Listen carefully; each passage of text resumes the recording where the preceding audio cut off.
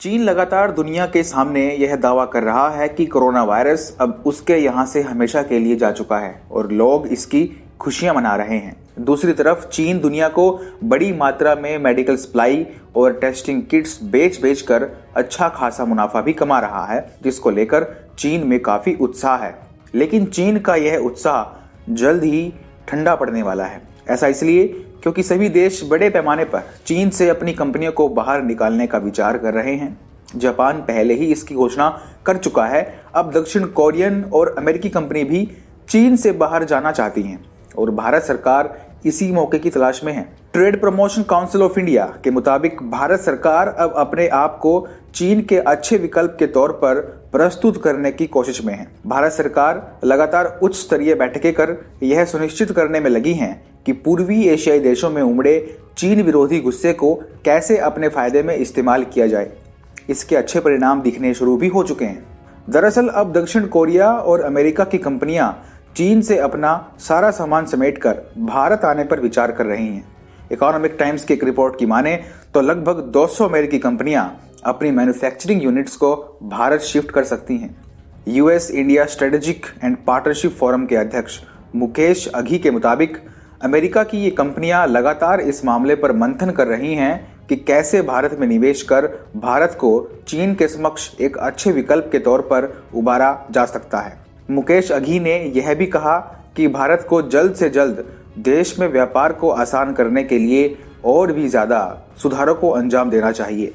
Times of India की एक अन्य रिपोर्ट के मुताबिक कोरिया की कंपनी भी चीन को छोड़कर भारत में आने को इच्छुक है।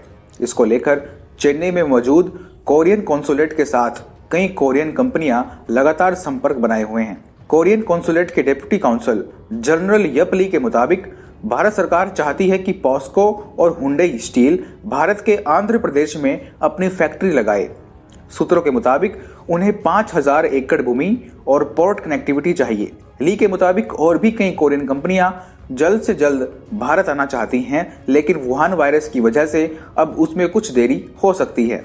इसके साथ ही अभी वैश्विक बाजार में कारों की डिमांड भी कम है। इसी तरह देश में कई एक्सपर्ट्स का मानना है कि सरकार को चीन से बाहर आने वाली जापानी कंपनियों को लुभाने के लिए भी जल्द से जल्द कदम उठाने चाहिए, ताकि वे मलेशिया या दक्षिण पूर्व एशिया में न जाकर भारत में अपना कारोबार स्थापित कर सकें। कुल मिलाकर अभी सभी देश चीन को सबक सिखाने के मूड में हैं, जिसके चलते चीन में मौजूद सभी कंपनियों को यह आभास हो चुका है कि उनका जल्द से जल्द चीन से बाहर निकलना ही सही रहेगा। अभी कुछ दिनों पहले ही भारत के प्रधानमंत्री नरेंद्र मोदी और जापान के पीएम शिंजो आबे के बीच फोन पर बातचीत हुई थी, जिसमें दोनों देशों के बीच कोविड-19 के दौर में आर्थिक सहयोग बढ़ाने पर चर्चा हुई थी। बता दें कि चीन में काम करने वाली जापानी कंपनियों को वहां से अपना बोरिया बिस्तर समेटकर जापान में उत्पादन शुरू करने के लिए आबे सरकार ने $2 अरब का फंड दिया है। जापान ने चीन से बाहर किसी अन्य देश में जाकर उत्पादन करने पर उन जापानी कंपनियों को $21.5 करोड़ की सहायता का प्रस्ताव रखा है।